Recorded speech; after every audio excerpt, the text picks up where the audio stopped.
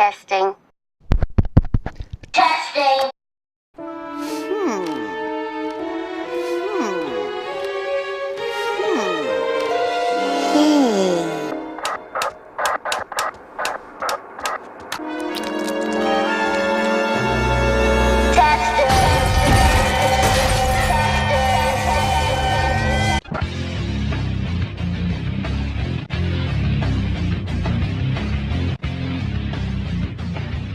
How do you do, all my fellow Future Outlaws? This is your in-ring rundown, and I am the NAKA Double G. Oh shit, is it getting hot in here? Can you not feel all the flesh-searing heat that Bobby Lashley is getting? Let's continue this for another 6 months! Wow, I don't know what happened there. In the midst of a Raw that actually had great amounts of wrestling, I just somehow came over with that level of cringery thinking about a certain segment. But I'll do my best to fight through the pain because we're in Boston, Massachusetts here tonight. Weren't we here just like 2 months ago? I could have sworn I made a reference to Boston pretty recently. Let's just move on. We begin this show with the orange-haired man who has a plan, and that ain't no spam. Barking quickly that she doesn't give a bollocks about brand supremacy, that she only wants to take a bite out of Bayley and Shayna. She calls out Boston for being Irish, and I have no idea whether or not that's actually a relevant thing. But it doesn't matter because Peyton Royce's iconic hip movements are here to pleasure us all. Also Billy Kay. They're not very happy to be left out of Survivor Series team this year, no sirree Bob. But their time to bitch is cut short by the queen who is forever tethered to Becky for some reason. In a tag match over... I don't want to tag with you either!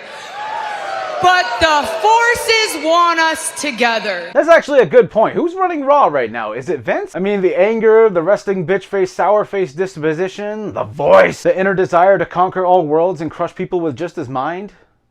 Shit. This match is about to start, and oh wait, here's Samoa Joe. Oh wait, here's a commercial with no warning. Oh wait, we're back from that commercial, and Joe is on commentary for the night.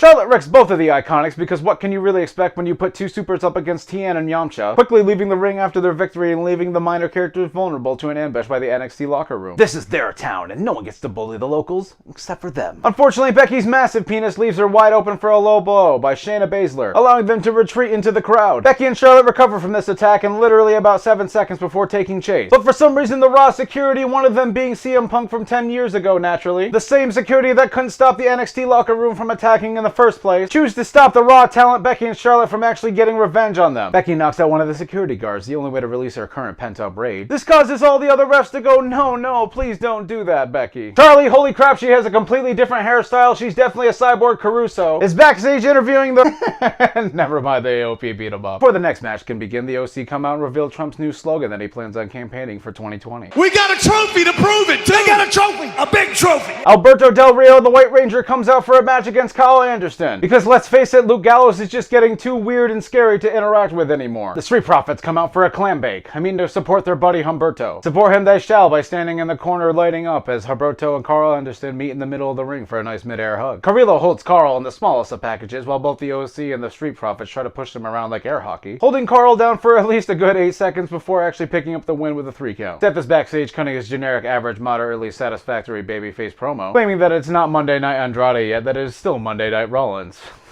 Could have fooled me. Oh, Jesus Christ, it's here. Just accept it. What's that? Lana's getting divorced? Sure, okay, fine, that's great. I filed for divorce.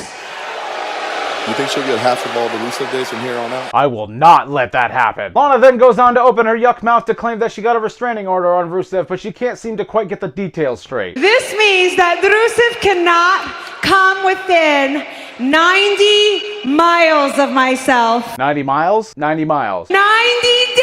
I mean 90 feet! 90 days? 90 days! 90 feet. 90 feet! 90 days. 90 miles! 90 minutes. 90 days! 90 reasons to turn this shit off. 90 feet! Yeah, it's 90 feet. I love when he corrects me. Doesn't take much. Bobby then takes on No Way Jose in a match where he gets about 45 seconds of offense, which is clearly just 44 seconds too long, causing Bobby to finally activate and smash him down. Rusev told me that he took Lana to an Italian restaurant and asked her what she wanted.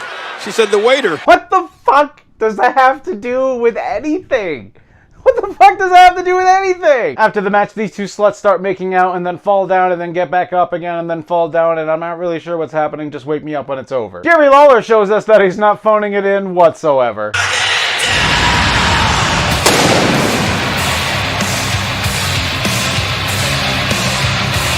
Burn it down.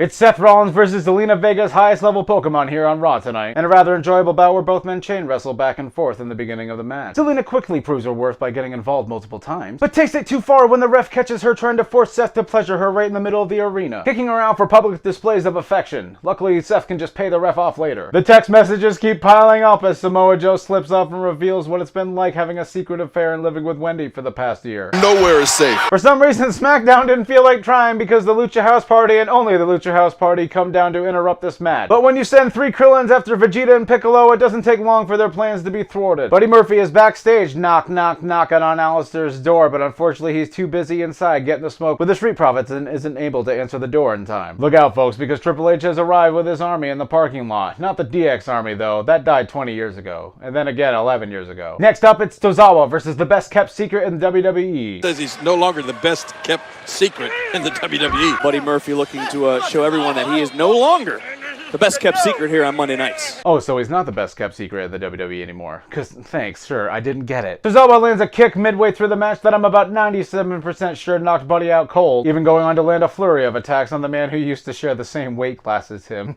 But Buddy Murphy survives this onslaught and picks up the win with the Murphy's Law in a match that was way better than I was expecting. Back in the locker room, we catch Erick Rowan acting out in the camera what Randy Orton does in front of the mirror before any match. I see you, cutie. Boo-boo. There's so much bigger than last week. Erick Rowan comes out to the ring to face the human equivalent of Far-Fetched. Oh, God. And then the Singh brothers come out for absolutely no reason because WWE has completely given up on the 24/7 title at this point. Here to be more bodies that get cross-bodied by the giant redwood. This might have been my favorite match of the night. Randy Orton is backstage with Charlie. I get more screen time than anyone else Caruso, saying he'll have a mystery partner to fight the Viking Raiders for the tag team championships here later tonight. Is it Ricochet? It is, isn't it? Holy crap, even Randy Orton's scripts are starting to make 10-year-olds cringe. My life is simply better when I hear KO's entrance music hit. In a rare match where I don't want either man to lose, and an even rarer moment where Jerry Lawler uses sound logic and reasoning to ask why this match is being held so close when they're in the same team at Survivor Series. Must be those forces that Charlotte Flair was talking about earlier in the night. So, you know, Hornswoggle into the ring wearing a robe. Both men ground and pound on one another back and forth, unable to keep an advantage for very long. Until Ric Flair tosses KO into the barricade at light speed. From Claymore to Stunner, both men manage to save themselves in last-minute rope-grabbing 3-count sessions before KO lands a second stunner, which is enough to summon the boss cutscene from Triple H. He walks down to the ramp, and then we cut to commercial. Huh? We come back from commercial, and the match is just over because Triple H, the leader of the NXT locker room, can just do that. He's here to coerce Kevin Owens into joining the NXT army, much like he tried with Seth Rollins last week. Rambling on for about 30 minutes while Kevin Owens just stands there looking like he just wants a donut, before about a measly 4 members of the Raw locker room come out to attack the NXT group. More Raw members, such as the OC, come down to push people down the stairs, scaring away the dastardly invaders from NXT into the crowd. Heyman's in a dark and scary room talking about the dark and scary match that Ray's gonna have with the dark and scary Brock Lesnar at Thanksgiving this weekend. Now I know holds barred match, which is the only stipulation that gives Ray another 3.2% chance of actually winning. Ray is immediately ready to interview with the cyborg Caruso to accept this stipulation, saying that he doesn't want an apology, that he just wants to do an interview without the mic doing Morse code in the background. Is to your advantage or to mine? Remember, you came after me. It's Asuka here on Raw tonight, and my life just instantly got better because of it. Here to face Natty, the woman who for some reason didn't just join Charlotte in a tag team match for the titles, instead is just gonna do the single match against Asuka because stuff just happens. Getting ready to go one-on-one with a woman who has been known as the Iron Woman of the WWE. Since when? Kyrie Deer's getting involved on the outside, and for some reason Natty's at her strongest when she's fighting multiple opponents, throwing them both into the barricade like it's nothing. But her cockiness finally gets the best of her as Asuka hits a kick right to the jaw of Maureen, knocking her out and winning within a few minutes. It's main event time here tonight, so let's have Randy Orton come out first, right before the Viking Raiders. Because God forbid we just have the mystery partner come out properly. But before the match can begin, Jerry Lawler shows us that he's 100% Miyagi-Do. Who would trust a snake? Oh my God, it's Ricochet. Who could have ever guessed that he'd team up with a man that he's been interacting with for weeks and teaming up with at Survivor Series? Nope, not me. Never. I would never get...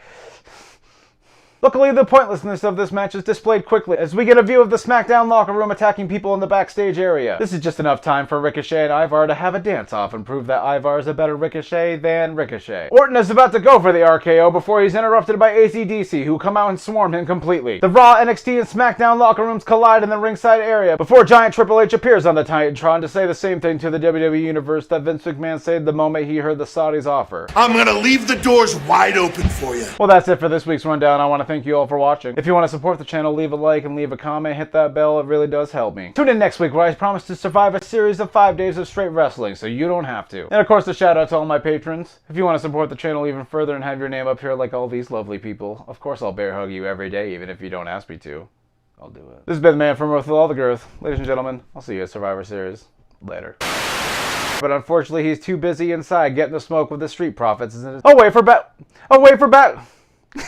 Yes, that is KO for you. If you misrepresent his, damn it. Charlotte literally wrecks both of the Iconics by herself because what can you really expect when you put two supers up against TM and Yacha? Wow.